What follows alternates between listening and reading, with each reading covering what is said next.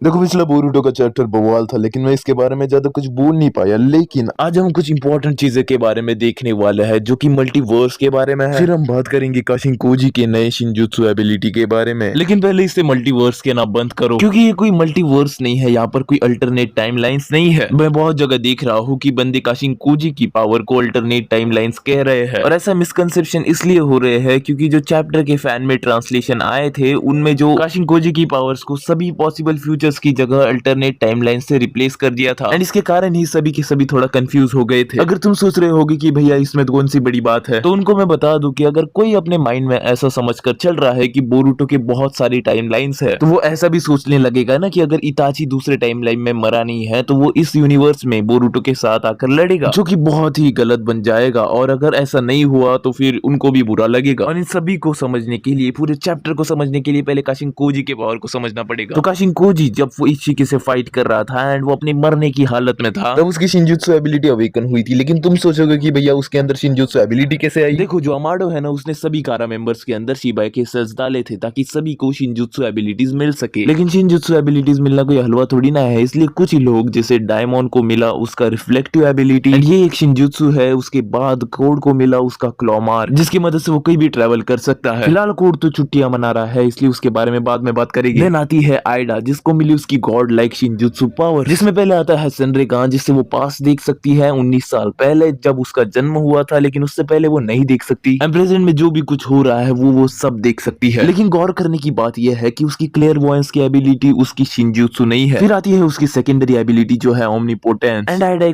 की नहीं है, इसलिए उसका इस एबिलिटी पर कंट्रोल भी नहीं है। बोरो डेल्टा एंड काशिनकोजी इतने लकी नहीं थे, इसलिए उन्हें शिनजुत्सु एबिलिटी नहीं मिल पाई। लेकिन मरते समय काशिनकोजी की एबिलिटी अनलॉक हो गई एंड उसे फ्यूचर के कुछ सीन्स दिखे, एंड वो सभी के सभी सीन्स सभी पॉसिबल फ्यूचर्स थे जो कि हो सकते थे। मतलब जो काशिनकोजी की पावर्स है वो आपको सभी फ्यूचर पॉसिबिलिटीज बताती है कि वो क्या हो सकता है। जिसका एक एग्जांपल देते हुए उसने एक फ्यूचर पॉसिबिलिटी बताई थी जिसमें बैरियन मोड वाला नारुतो है वो इशिकी के हाथों मारा जाता है, एंड इशिकी कावाकी के अंदर फिर से जिंदा हो जाता है। देन वो बोरुटो को टेंडिल्स को खिलाकर चाक्रा फ्रूट ग्रो करते हैं एंड पूरा प्लेनेट डिस्ट्रॉय हो जाता है। एक और फ्यूचर पॉसिबिलिटी काशिनकोजी ने बताई थी जिसमें जिस दिन नारुतो सील हो गया था उस दिन बोरुटो एंड कावाकी के बीच में थोड़ा झगड़ा हो जाता है, जिसके कारण बोरुटो एंड सारादा मारे जाते हैं। इसमें ओमनीपोटेंस होता ही नहीं है एंड कावाकी बाद में जाकर कोर्ट से इजीली हार जाता है। फिर से डिवाइन ट्री ग्रो होता है एंड फिर से प्लेनेट का डिस्ट्रक्शन हो जाता है। चलो अब थोड़ा बात कर लेते हैं वर्स्ट पॉसिबल फ्यूचर के बारे में, जिसकी और हम बढ़ भी रहे हैं। तो देखो, अभी तक हमें 4 शिनजुत्सु के बारे में पता है, जिसमें से सबसे खतरनाक उनका लीडर जूरा है, फिर बाद में मात्सुरी आती है, एंड कोजी ने जो फ्यूचर पॉसिबिलिटी दिखाई थी उसमें 5 शिनजुत्सु दिखते हैं। वो कितने पावरफुल हो सकते हैं इसका अंदाजा तुम इस बात से लगा सकते हो कि एक हिदारी को हराने के लिए बोरुटो, सारादा एंड कोनोहामारू ने टीम अप किया था। अगर एक को हराने के लिए इतने बंदे लग रहे हैं तो भैया ये तो 5 है, एंड आगे जाकर इनकी गिनती और भी ज्यादा बढ़ने वाली है। इसलिए काशिनकोजी इसे वर्स्ट पॉसिबल फ्यूचर कह रहा है। तो चलो अभी थोड़ा थॉनसोल के बारे में देखते हैं। अगर आप ज्यादा देर तक थॉनसोल को बाहर रखोगे ना, वो थॉनसोल सड़ जाएगा, जिसके कारण जिसका वो थॉनसोल है वो फिर से रीजनरेट नहीं हो पाएगा। अगर हो भी जाए तो उसकी मेमोरी इतनी अच्छी नहीं होगी। ये वैसा ही है जैसे अगर आप कोई फल को बाहर रखते हो ज्यादा दिनों के लिए तो वो सड़ जाता है, एंड इन फलों को तब तक ही पोषण मिलेगा जब तक वो पेड़ से बंधे हुए होंगे। एंड शिनजू फ्रूट का भी वैसा ही कंसेप्ट है। तो जब जूरा को पता चला कि कोई तो भी बोरुटो को इन्फॉर्मेशन दे रहा है थॉनसोल के बारे में, तब जूरा ने बोरुटो को छोड़ दिया, क्योंकि वो काशिनकोजी के बारे में जानता नहीं था एंड वो रिस्क भी नहीं लेना चाहता था। एंड इसीलिए बग का सुनते ही जूरा ने ये डिसीजन लिया कि वो अपने डायमेंशन में वापस लौट जाए। लेकिन मात्सुरी को किकी के बारे में इंफॉर्मेशन मिली है, इसलिए वो खतरे में आ गया है। दूसरी ओर काशिनकोजी और फंस गया, क्योंकि कावाकी को भी काशिनकोजी की फ्रॉक के बारे में पता चल गया एंड उसको भी ये हिंट लग गई कि बोरुटो की मदद काशिनकोजी कर रहा है। ये तो हुआ ही था। उसके बाद फ्रॉड वाकी ने एक और काम कर दिया एंड कोनोहामारू से बोरुटो को अरेस्ट करवा दिया, एंड बोरुटो के हाथ में हैंडकफ्स पहनाए गए जो कि अमाडो ने बनाया है, जिसके कारण बोरुटो भी एक भी जुत्सु यूज नहीं कर सकता। दूसरी तरफ जूरा भी टेंटेल्स वाले डायमेंशन में चला गया एंड उसने हिदारी का थॉनसोल उस क्यूब पर रखा, जिसके कारण हिदारी रीजनरेट हो गया। फिर उसके बाद हमने देखा कि मात्सुरी ने उस नए वाले थॉनसोल को पेड़ से तोड़ा एंड उस थॉनसोल को उसने क्यूब पर रखा, जिसके कारण अब एक नया शिनजू बनने वाला है। जो नया शिनजू आने वाला है उसके बारे में भी हमें पता है, जो कि बिल्कुल शिंकी जैसे लग रहा है। अब ये बंदा शिंकी है या नहीं है मैं तुमको अगले वीडियो में बताऊंगा। साथ ही साथ हम वर्स्ट पॉसिबल फ्यूचर के बारे में थोड़ा और बात करेंगे। उसके साथ ही साथ हम अगले वीडियो की प्रेडिक्शन भी करने वाले हैं, तो स्टे ट्यून्ड। तो आज का वीडियो तो यही पर खत्म होता है, मिलता है अगले वीडियो में, तब तक के लिए गुड बाय।